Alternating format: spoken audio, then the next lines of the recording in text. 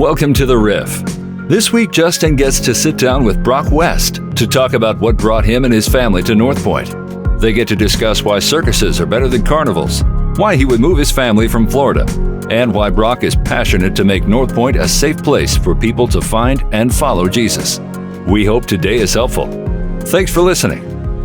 Welcome to the Riff. Listen, if you're listening, it's not Jeremy, so I'm just going to say I'm sorry up top. So decide if you want to listen, it's cool. If you don't want to, wait till next week. But I think it's going to be a pretty good one today. My name's Justin. I'm going to introduce myself. That'll be helpful as well. But it's episode 72. So if you're starting here, I have more questions on your habits, really, than anything. Why would you start at 72? Anyway, I've got a friend new to the team at North Point, Brock West. Brock, how are you? I am doing well. Thank you for having me. Here's the deal. This is we were talking about this. This is going to be like one of my favorite podcasts that we mix down because it's two guys that worry about mic etiquette all the time. I don't know. We were talking. Have you ever seen John Martz hold a mic? I recently saw it. It was quite disturbing. Listen, John Martz is our Springfield campus pastor.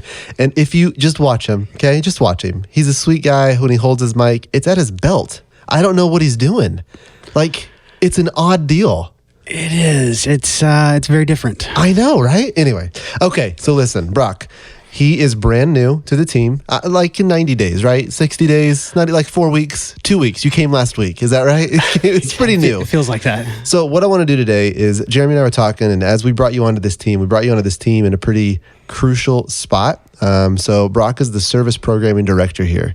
So we're going to kind of walk into what that means. We're going to kind of walk through Brock's story and how that story correlates to the mission of North Point and what we're trying to accomplish here, specifically through a 65-minute service that you might come to, or any kind of communication that you get from North Point. How are we coming across? How are we communicating to those that are not here? All of those types of deals. Brock runs that whole team. So we just wanted to sit down and walk through it. Is that good with you? I don't know that I have a choice. You don't. You don't at all. But welcome to the Riff. Oh my goodness. Brock, tell us, you got a family. I do have a family, indeed. Oh my, tell me about them. So my wife and I have been together for right at a decade now. Okay. 2 kids. We have a 9-year-old daughter, Cameron, and a 5-year-old son, Noah. And they are, by the way, adorable. I don't know if you know looks that can or be not. deceiving. It's their vocabulary. Cameron's vocabulary is like a 37-year-old woman. Like, she just talks like a normal human would talk at 37. It's adorable. It's adorable. Yeah, it catches you off guard sometimes, but yeah, they're very cool. I'm stoked to be dad to them. It's one of my favorite things on the planet. It's fun. Listen, we found you hanging out in Florida, and you were like, Florida weather is horrible. I really want to head to Missouri. And that was really the big selling point for you coming here. I get it. I understand. It's you get a little of both worlds, right? It's 3 degrees and 108 here. So it's a beautiful space to live. But tell us, how'd you guys end up in Florida? What were you doing down there? And tell us about your connection to North Point and kind of how that all started. Yeah, so for the last 5 years, I've been working on staff at a church in Melbourne, Florida, Church of Viera. I really, really enjoyed my time there. We, starting off, before we even went there, I spent a lot of time traveling on the road doing production for big concerts, big events, most of the time doing sound, but also just overseeing big events and big services for a lot of different churches, just as mostly as a contract worker to different churches, to different events, working for different bands. And that kept me on the road and gone just a whole lot. And that is not the best way to live inside of a family, for our family dynamic anyway. So my wife kind of laid down the law to me at one point and said, hey, you're never here. So what job can you do? What can you do to provide for our family, but also fulfill a desire to do a lot of the things that you're currently doing? So that led me from working for a lot of churches as part of a contract or working for bands to specifically saying, hey, I'm going to work for one church and pour all of my time and energy there. And that's what originally brought us to Melbourne. So the last 5 years, I have been on staff there, or I was on staff there until recently, and doing the production there, doing a lot of the same stuff that I will be doing here and am doing here currently, working with the worship teams, working with the creative teams, and doing a lot of video production, you name it, the same sort of stuff that you'd expect from kind of any church creative department. And it was really, really good for me because it gave a lot of stability to myself and my family. We were able to find community as to where I was gone all the time. So we felt very disjointed before finding a church that we were able to really dive into. So I had a really great experience then for the last 5 years, but I really felt like there was something different on the horizon for myself and my family. We started looking for something, for a mission, something that felt a little bit deeper than the one that we were connected to currently there.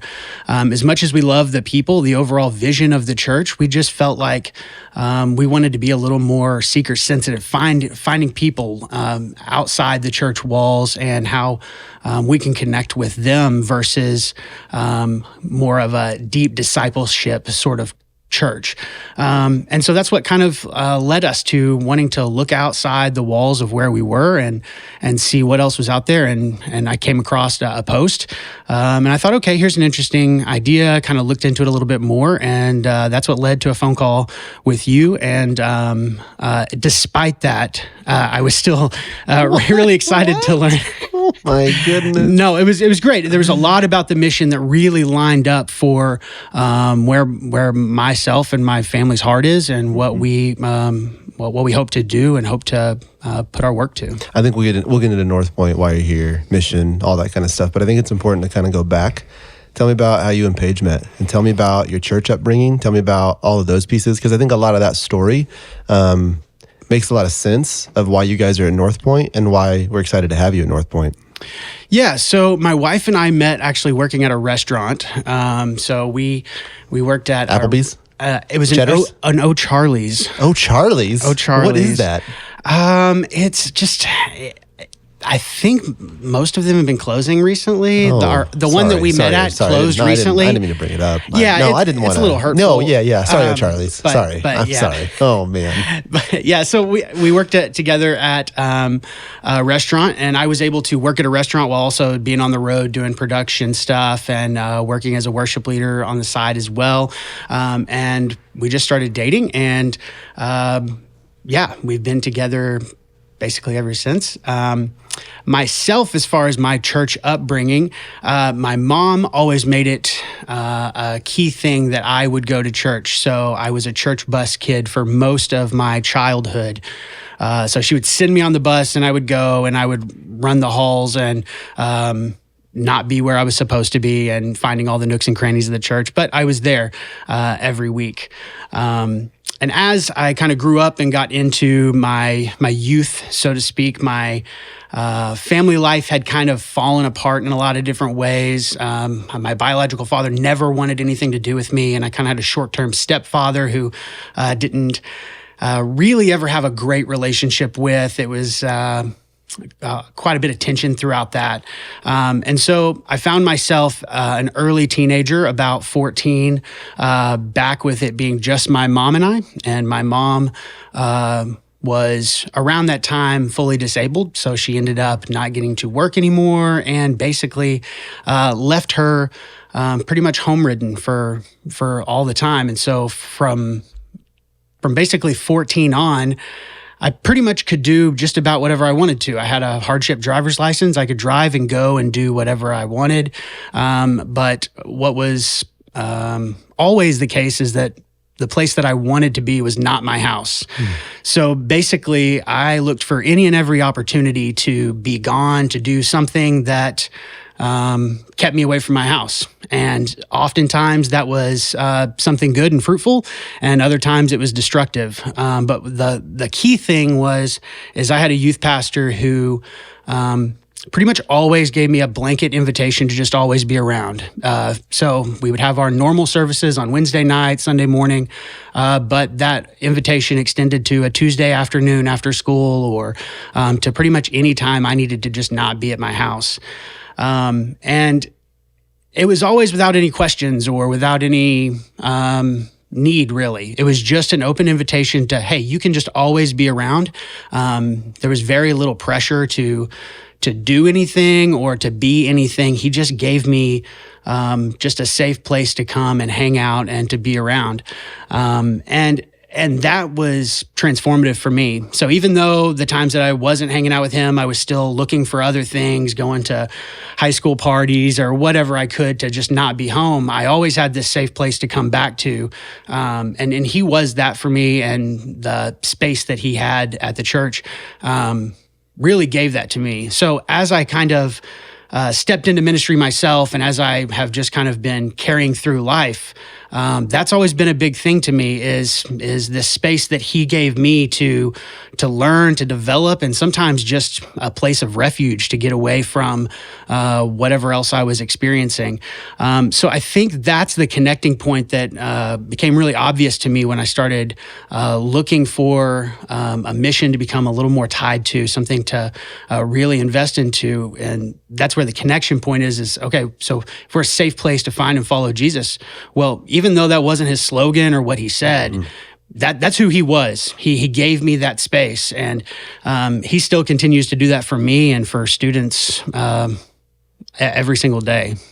That's cool. I think that's important, because I mean, in anything in life, like, your story is going to impact your life. That's your story. You can write that down if you want. It's not copywritten. I haven't copied. I don't know. But it's true, right? Like, and I think that through the conversations with you, I mean, we had a lot of interviews. We walked through a lot of things, and that's the one thing that stood out, is that you weren't coming here just because you guys to get out of Florida, right? You weren't coming here because it was another church. You weren't coming here because it was another job. There's something, and there's pieces in your life that is going to impact other people because of what you've lived, right? And I think that you're finding a space here at North Point, and we hope that you walk into that space of, I'm going to make this place the safe place that I had, right? I'm going to 100% make sure that this is a space and a place where people can find and follow Jesus. And it doesn't matter, right? I mean, I think a key thing that you said was there were no strings attached, right? Like, it's not like okay, well, you can come Tuesday, but we're going to read through John 7. Like, it's not, now you might, right? And hopefully we get into those spaces, but it's not this like, come and XYZ. It's just come and see, right? Just be a part. Yeah, there was always zero expectations of me. Like, he expected me to show up with a bad attitude sometimes. He expected me to, to just be carrying whatever I was carrying. And that was never a problem. That was never any sort of issue for him to have to walk through with me. Now, as our relationship got deeper and deeper, he would challenge me and would help me in pretty much every way you can from his seat. But I never felt like he held me accountable to things, but he never put any pressure on me to be anything other than what I was. Right. And that's exactly North Point, right? Exactly. Like, that is a find and follow mentality. And it's not just find, right? I mean, we talked about this with Preston Ulmer, was at the Springfield campus, now moving into spiritual formations. Like, we are committed for people to follow Jesus, right? And get them in a space to where discipleship is key for their long-term health and growth, right? But you're never going to be able to follow until you invite and find. And I think that's the beautiful thing that you've come from and are walking into. So tell me a couple things, man. Tell me a couple of things that you're excited about with North Point specifically, maybe about the mission, the vision, what you're able to do here. Tell me what you're excited about. Well, I'm still trying to get my feet wet into everything that we're doing here, but I love that everything we do, we challenge to match that mission. There's not a lot of fluff or things that we do that doesn't match the mission. And if it is something that doesn't match the mission, it gets weeded out pretty quickly. So it's awesome to step into a place where I just see that being challenged daily. There's always, what can we do that's going to invite someone? What can we do that is going to make it a safe place? What can we do daily that continually brings in someone who maybe hasn't had the best church experience before? And I just love getting to be a part of that, creating that, helping to tell stories that encourage that.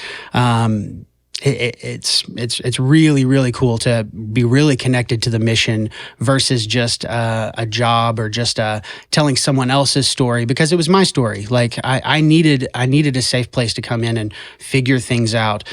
So to continually work on something that has already impacted me so much is it's all exciting. I think something that's really important as well to go through would be the difference between a circus and a carnival. Okay. Jeremy and I have had discussions on this. Right. I come from a circus family, and I'm okay with saying that now. We've walked through a lot of things, Jeremy and I, and he's gotten me to a space to say that. But here's the thing, he calls it a carnival. Okay.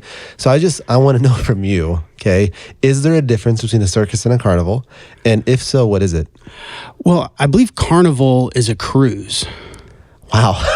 That's okay. That's a different angle. Is that right? That's it. I mean, it's incorrect, but it is right, but not where I'm at right now. Gotcha. Right. Okay. All right. Would you rather take your children to the carnival or the circus? Ooh, probably the circus. Yeah. Because it's classy. That's not where I was going to go with it. There's more sequence. I was thinking elephants. Outfits, elephants, all of these things, right? It's just a classy experience. I'm glad that we could find this. This feels right. Thank you. Thank you, man. Yeah. Another question would be, what are you excited for in 23 for North Point, right? As you kind of take on the service programming role, and again, like you're still walking through those pieces and learning the ins and outs and all of these. It's multi-site and there's more people. Like it's a very spread out situation to where it's a lot to take in, right?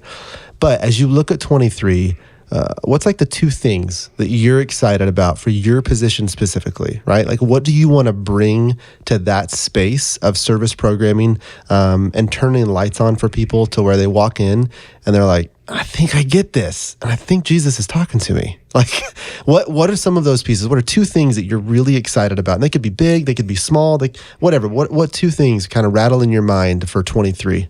Yeah, so my role is very interesting in that, yes, I get to speak into a lot of what happens into the services and the stories that we tell and those sorts of things.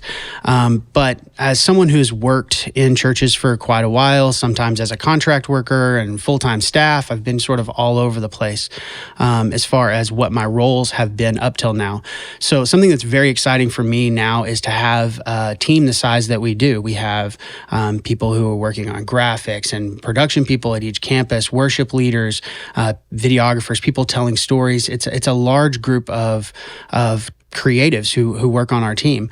And I really love getting to work with them and making sure that that vision and the mission and everything is consistent across the board.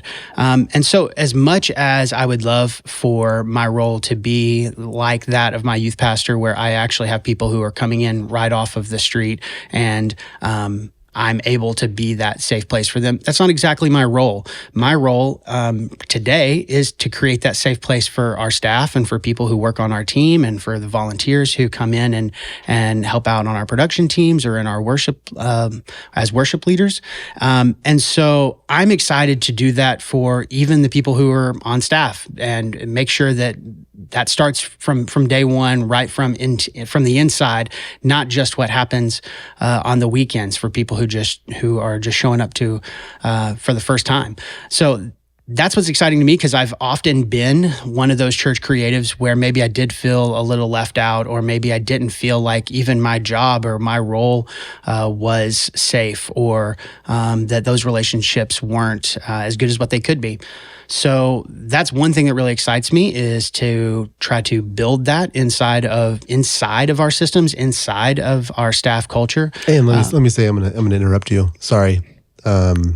Am I though? Is that a real apology? Like when somebody does that, I don't like that. Don't do that to me. I won't do that to you.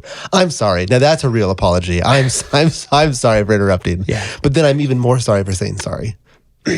Anyway, I think that's a key thing that you're talking about, because I think one of the things that makes North Point great, I really do think it's authentic. I think that when you talk about, like, with Jeremy leading it, I think I know, like, the guy that you're seeing on stage is the same guy sitting at a desk, the same guy at home. Like, it's the same, right? So I think when you talk about bringing that sense of safety and that sense of belonging to staff or to like an internal structure, like, there's no way that we're going to get outside of the walls if it's not real.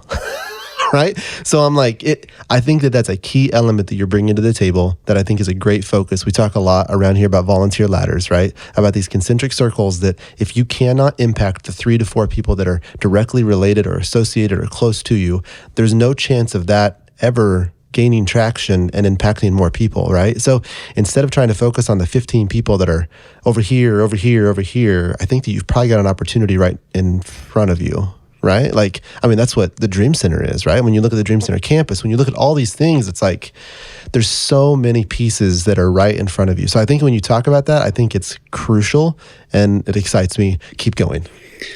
Yeah, I mean that's I won't interrupt you anymore. This one is, but that's the last time. Okay, I'm sorry, but I'm not. I'm sorry. I can't stop. I can just go, man. Just go. Yeah, definitely. I believe that healthy things grow. So if the team dynamic from the inside is healthy, then that's going to grow. That's going to grow to our volunteers. It's going to grow for just what happens inside of our services, and it's just going to be a natural overflow of health. That's what I hope for. That's what I'm working towards, and what excites me about the next year.